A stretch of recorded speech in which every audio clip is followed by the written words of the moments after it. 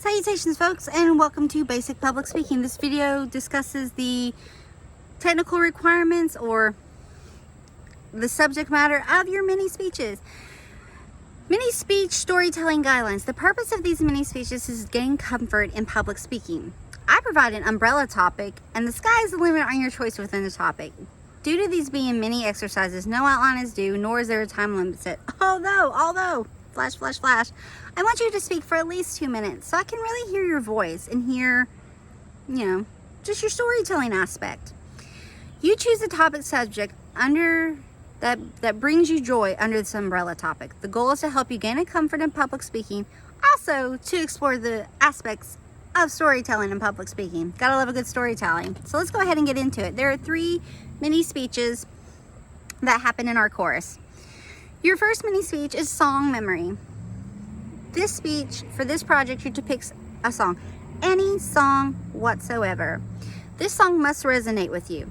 It must have a strong memory of a person, a moment, a period of your life, a time, a place, whatever the case may be. This song, it automatically takes you there. I have a few of these songs. Anytime I hear You Are My Sunshine, I automatically think of my wildlings, my kids. I sung this to all my kids when they were little. I still sing it to them. I sung it to my daughters when they were in the NIC unit. It resonates with me. There's a song that it's a Christmas song. I don't know. And it was made popular. Well, the Judds sang it. A few other people sing it, but I really remember the Judds. Oh, Beautiful Star of Bethlehem. I hear it and I automatically think of my grandmother. It never fails. I'll stop what I'm doing and I'll soak in that moment and I'll soak in that memory. But then there's other songs I hear that remind me of, like, oh my gosh, that song was so popular. It reminds me of my senior year of high school, or this reminded me of this summer, or this reminds me of this band that I went and saw there's different moments. I have songs that remind me from my wedding. We all have different songs. They remind us of different things, of a specific time, a specific person, a moment, an area. Oh gosh, this song reminds me of the beach, or this song reminds me of Christmas and I love Christmas, or this reminds me of Halloween, or whatever the case may be here. It's a song that resonates with you. So once you've picked your song, I want you to provide a link to the song as well when you turn in your final speech, so that I can listen to the song. And you can also have the song kind of playing in the background while you're talking about it. But that's for the song memory. It's just pick a song that really means something to you. Tell me why it means something to you, and provide the link for it as well. I also want to kind of add on to this that just like the main speeches, the mini speeches will each have their own module that you will have a Word document, a video discussing that particular speech, and a home to upload it. So let's move on to the second mini speech, which is your Halloween horror thriller supernatural spooky theme. That's your umbrella theme. For this project, I want you to use your storytelling skills and chat about anything in this genre. And boy, is this one, this one's pretty vast. You can talk about maybe a favorite costume you had as a child, or recently. Doesn't have to be a child. I had an awesome costume in my 20s. I was Rainbow Bright. Loved it. I don't know if you know what that is, but I love Rainbow Bright. Or Halloween traditions. Like Halloween traditions, it could be Halloween traditions that you do now with your family. Perhaps you and your family all go out and pick a pumpkin and that you carve it and you get it all ready for Halloween, or that maybe you make candy together, or maybe you make a haunted house, whatever the case may be. Or you can talk about Halloween traditions as like how trick-or-treating came to be, or how jack-o'-lanterns came to be. You can do all that with Halloween traditions, or how did witches become associated with Halloween, how did this or that. And then from there you can talk about Halloween lore, the stories of how it evolved in old countries, some of the traditions we have now, how they evolved over the years, how it came into place, celebrations that happen with different cultures. You can also talk about maybe there's historical events. Salem witch trials is a historical event. other Halloween spooky, scary, you know, supernatural historical events, or unsolved mysteries. You can also talk about urban legends. There's lots, like, there's Bloody Mary, and there's the Hook Command. There's, you know, there's different ones you can discuss. So, or you can tell a ghost story. It could be a ghost story, like maybe there's one that people talk about in your family, or maybe you've had run-ins, or maybe you don't believe in ghosts, or maybe there's a really cool ghost story that you've seen, like on a television show or a film, and you just want to talk about it more, or just, you know, goes from there.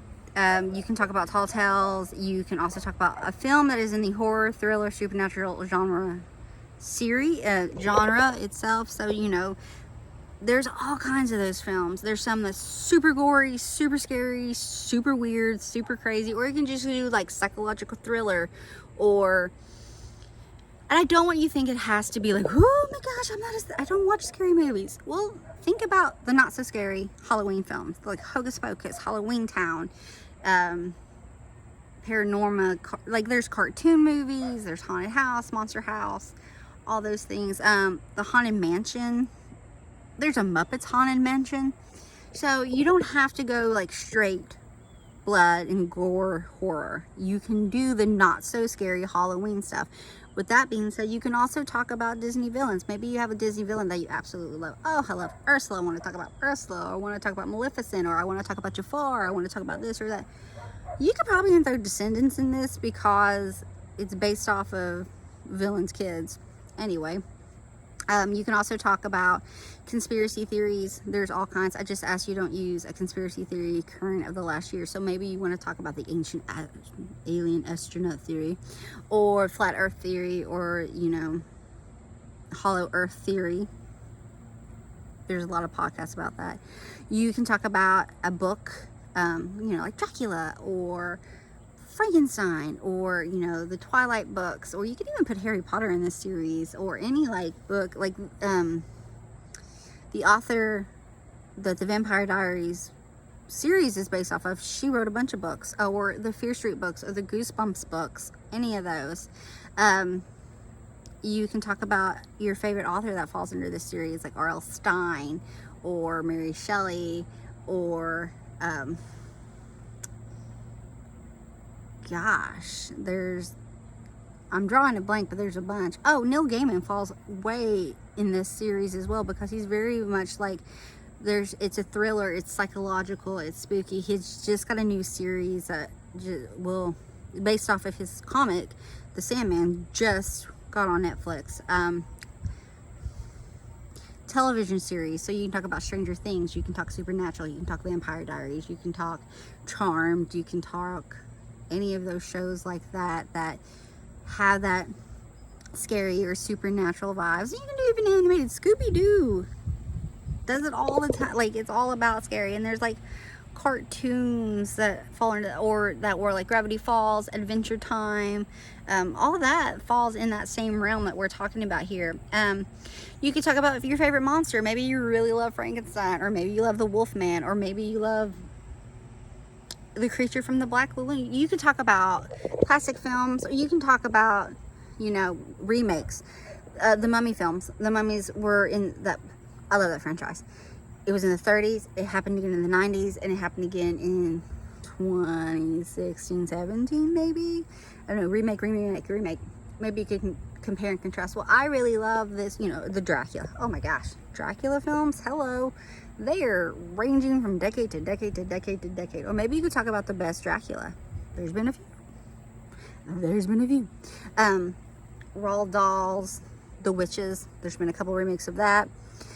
You can also talk about favorite spooky themed food. Maybe there's like, you know, a punch, or maybe you make a charcuterie board that looks like a big old pumpkin, or maybe you make food specifically, like, you know, I remember going trick-or-treating as a child, and I stopped at someone's house, and they always every year made homemade popcorn balls.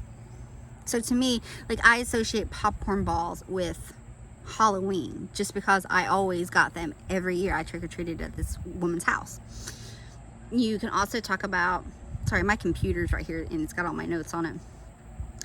Maybe how to carve a pumpkin, or a true crime story, or historical, spooky, scary, horror, haunted story. You could talk about a haunted location, like Louisville, Kentucky has the Waverly Hills Sanitarium.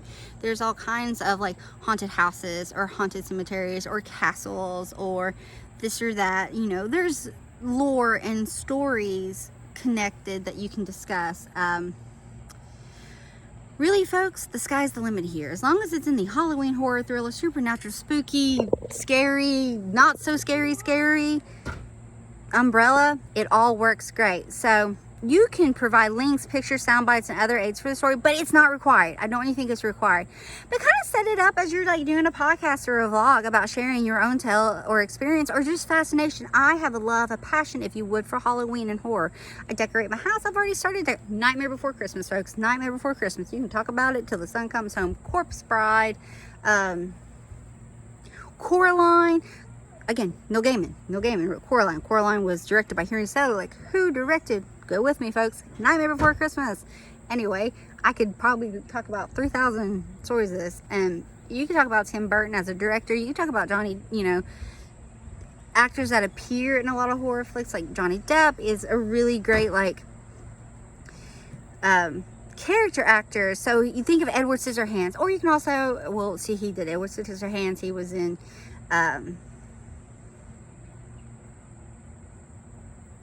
you could put Willy Wonka or Charlie and the Chocolate Factory into this as well. But really, the sky's the limit here. So chat about it. Find something you like and chat about. So that's to your second one. Your final one, I call it the big dinner debate. Because around this time, this is due around your Thanksgiving break. So the big dinner debate. With the holidays upon us, and the holidays usually entail family gatherings, hanging with friends, social events, cooking, traditions, and or large meals. Or let's face it, all of the above. I want you for this project to tell me the very best, absolutely, most positively, fabulous, best dessert and side dish. I don't want to hear about your main dish. I don't want to hear about the turkey, the ham, or if you're vegetarian. I don't want to hear about any of your main dishes. I want to hear the best side and the best dessert. State your case, plead your case. Why do you want me to think it's the best side and dessert? Perhaps it's because of, maybe it's a memory. Maybe it's like banana pudding that you made with your Aunt Linda. Or perhaps you made these mashed potatoes, but man, they're not just mashed potatoes. You made them, they still have the skin on, you put garlic in them, they're made with cream cheese. You know, tell me why. Like, really resonate and you plead your case. Plead your case on why this is the absolute best dessert and side that there is for a big dinner. All right, folks, those are your mini speech requirements. Again, there'll be individual videos for each one of these when I post your modules for those particular speeches. I hope that you have an amazing day. Thank you so much.